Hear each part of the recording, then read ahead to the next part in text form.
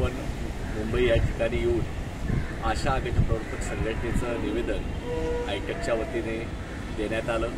त्याचप्रमाणे महाराष्ट्रातील अंशकालीन स्त्री परिचर यांचंही निवेदन या ठिकाणी देण्यात आलेलं आहे। महाराष्ट्रातील आशा गटप्रवर्तकांना ज्या पद्धतीने 6 महिन्यापासून मोबदला थकीत आहे याविषयी चर्चा करण्यात आली आणि त्या संदर्भातली माहिती आशा महाराष्ट्राच्या कोऑर्डिनेटर आशा गटप्रवर्तकांच्या माननीय स्वाती पाटील मॅडम यांनी राज्याला निधी प्राप्त झालेला आहे, लवकरच सर्व आशा आणि गटप्रवर्तकांना निधी खात्यावरती जमा होईल अशा प्रकारची माहिती या ठिकाणी दिली।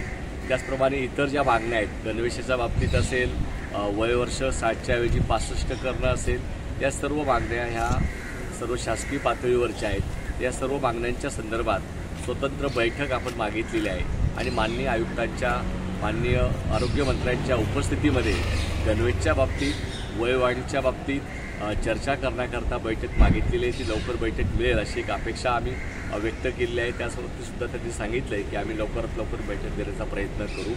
त्याचप्रमाणे अंशकालीन स्त्री परिचारांचं निवेदन आरोग्य भवनमध्ये देण्यात आलेलं आहे, त्याची दखल घेतली पाहिजे। त्याचबरोबर आरोग्यमंत्र्यांनी सुद्धा भेटण्याचा प्रयत्न आज आणि उद्या ह्या 2 दिवसामध्ये करणार आहोत। महाराष्ट्रातील आरोग्य विभागामध्ये काम करणाऱ्या स्त्री परिचारांना सुद्धा 4-4 महिने पगार नाही, 3,000 रुपयावरती राबवून घेतलं जात आहे, म्हणून 6,000 रुपयाचा प्रस्ताव त्वरित मंजूर व्हावा हा विषय त्या ठिकाणी निवेदनामध्ये आपण नमूद केलेला आहे। त्याचा पाठपुरावा कृती समिती आयटक सातत्याने करत आहे। उद्या परवा सुद्धा तो प्रयत्न आपण करणार आहोत। महाराष्ट्रातील तमाम आशा आणि गटप्रवर्तकांना या व्हिडिओद्वारे आवाहन करतो की थकीत मोबदला येणाऱ्या पुढच्या या आठवड्यामध्ये शनिवारपर्यंत अथवा एक 7-8 दिवसामध्ये आपल्यापर्यंत पोहोचेल अशा प्रकारचं आश्वासित या ठिकाणी केलेलं आहे आणि इतर सर्व मागण्यांसाठी कृती समितीच्या सोबत लवकर बैठक देऊ अशा प्रकारचं स्वाती पाटील मॅडम यांनी आवाहन केलेलं आहे।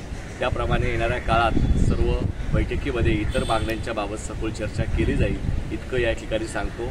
आजपर्यंत आपण 6 महिने वाट पाहिलेली आहे, परंतु या पुढच्या काळात थकीत मोबदला सातत्याने राहू नये अशा प्रकारचं निवेदनामध्ये आपण नमूद केलेलं आहे। त्याचप्रमाणे आशांना PSCला ड्युट्या लावल्या जातात तोही मुद्दा त्यामध्ये घेतलेला आहे। इतर आशांची ज्या मागण्या आहेत अशा 24 मागण्यांचं निवेदन आपण दिलेलं आहे। 65 वर्ष वयाची मर्यादा आशा गटप्रवर्तकांची करावी।